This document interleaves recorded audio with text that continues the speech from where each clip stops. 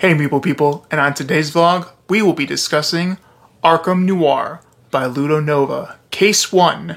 Let's get to it! Walpurgis Night, May's Eve, is always a nightmare in witch-haunted Arkham. There are bad doings, and a child or two frequently goes missing. This year, Miskatonic University students engaged in occult studies have been turning up dead. Arkham Police, in deference to your unusual expertise, have asked for your help to get to the root of the matter.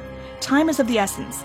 After Walpurgis Night, the trail will grow cold, and the culprits will retreat into the shadows until the next Witch's Sabbath, when the next cycle of deaths will begin. As private investigator Howard Lovecraft, you will investigate events based on the stories The Dreams in the Witch House, The Thing on the Doorstep, and The Unnameable. Welcome Meeple people to our vlog, and hello Sarah. Hi there. So Sarah, what game are we going to be discussing today on our vlog? Today we're going to be discussing Arkham Noir, case number 1, The Witch Cult Murders. Now this is a solo game, so we aren't going to be actually playing it on the channel, but we picked this up at our friendly local game store recently, and we gave it a try this past weekend, so we just wanted to talk about it on the channel. Cute. Like I said, it's a single player game. I played a game by myself, and then Nick and I sat down and played a game sort of together. So we just sort of cooperated. We merged as one. And I feel like you could do that with this game if you wanted to. You could, if your group is good enough at working together, you could probably play this with more than one player. Just kind of I'd say maybe 2. I think more than 2 would be a little. This is like maybe a solo. player would be bored. Yeah, if you played with more than 2. So this is Arkham Noir. It's the first case in a series, and this one focuses on the witch cult murders. In this series, you are H.P. Lovecraft, Howard Lovecraft, who was a real-life person who wrote fiction about cosmic horror. Yeah, about cosmic horror. And so this is sort of a fictionalized version of like an H.P. Lovecraft universe where he's an investigator and he's investigating like paranormal activity sort of thing. And it's set in 3 of his books, including Dreams in the Witch House, which is one of my favorite H.P. Lovecraft stories. Nick and I just absolutely adore this radio drama series called Dark Adventure Radio Theater.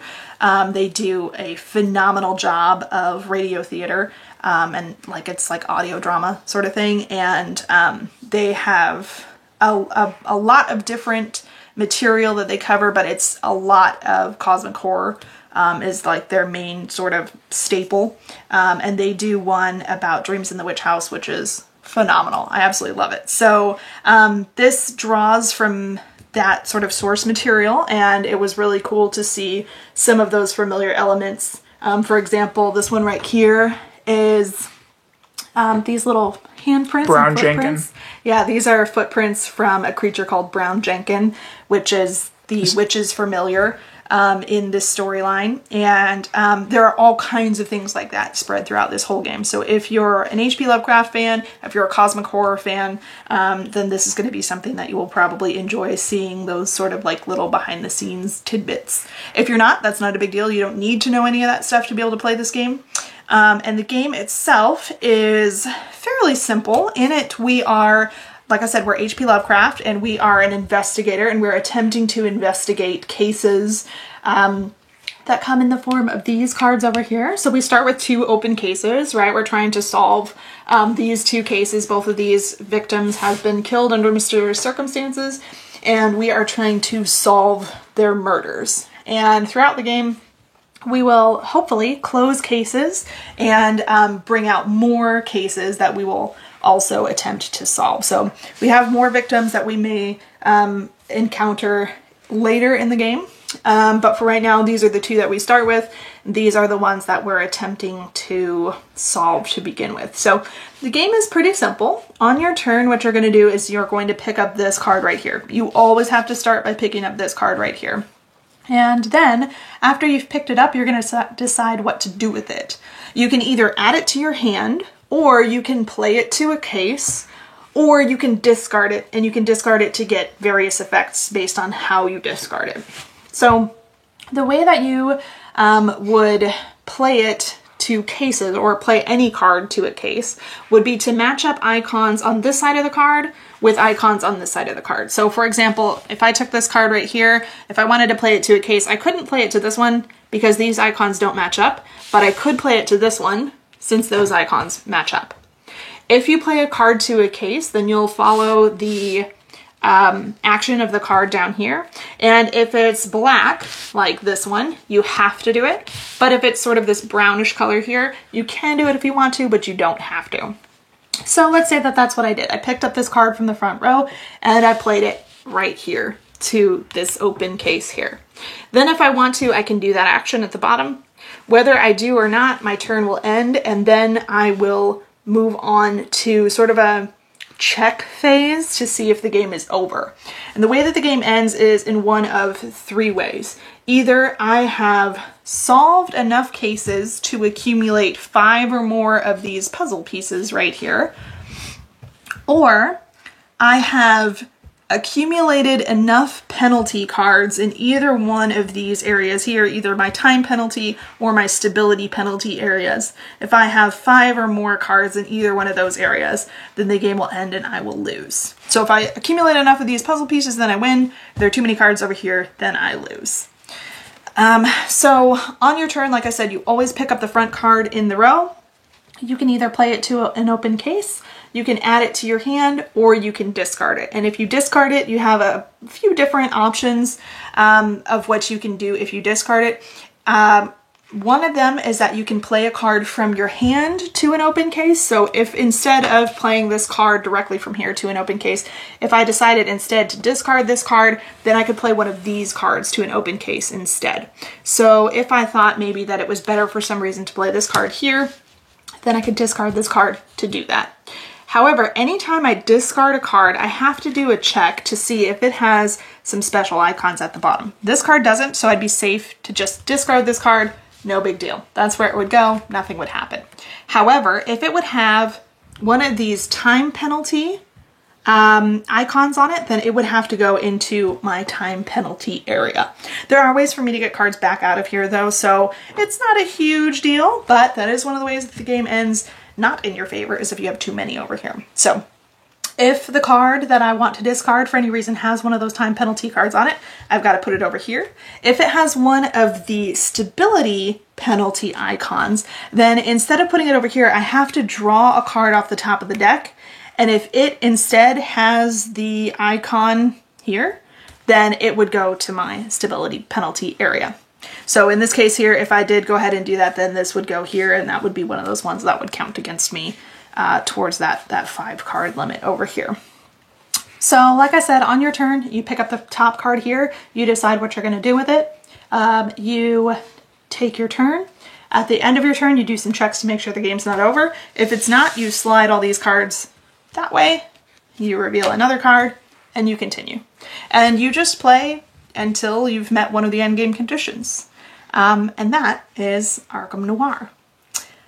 We, like I said, we played 2 games. I played sort of a solo game by myself, and I was like sort of teaching myself how to play. And then I taught Nick, and we played together. We played a second game. I actually much preferred playing with Nick as opposed to playing with myself. I felt like Nick and I worked pretty well as a team most of the time, and it was just kind of nice to have him as a partner as we tried to figure out not only like the detective case, right, but also like the puzzle behind this game. What did you think, Nick? I enjoyed it. I think I enjoyed it a little bit more than you did, but I enjoy the kind of cosmic horror books, and a lot of these, it was kind of nice because if we listened to so many of the H.P. Love, the Dark Adventure Radio Theater radio drama, so it was kind of like nice to see all the, you know, little tidbits that are like, oh yeah, from that show, and not so much the books, but just more of the... Yeah, I've never read any of H.P. Lovecraft's actual, like, written works.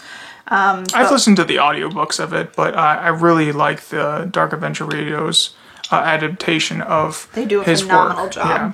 And it was enjoyable. It's I don't play too many solo games, but for this one, I enjoyed it, like I said, more than Sarah because of all the, you know, I think it does work really well as a solo game, but if you wanted to add it, so if someone was having troubles or you just wanted to play with somebody else with this, you totally could. And I mean, it was kind of cool because we could talk about, you know, what kind of card we wanted to use, how we were going to use this card, and then how that was going to affect like the next cards that we're going to have to draw and deal with. Yeah, because you can see what's coming, right? Yeah. So you can be like, oh, okay, if I pick this up and I discard it so that I can play this card from my hand, maybe this one, right? Then you're like, then the next card I draw, this one here, I can play it to that one, and then I'll be able to play this one after I play that one. So you can kind of sort of plan out your turns because you can see what you have to work with on like future rounds. Definitely.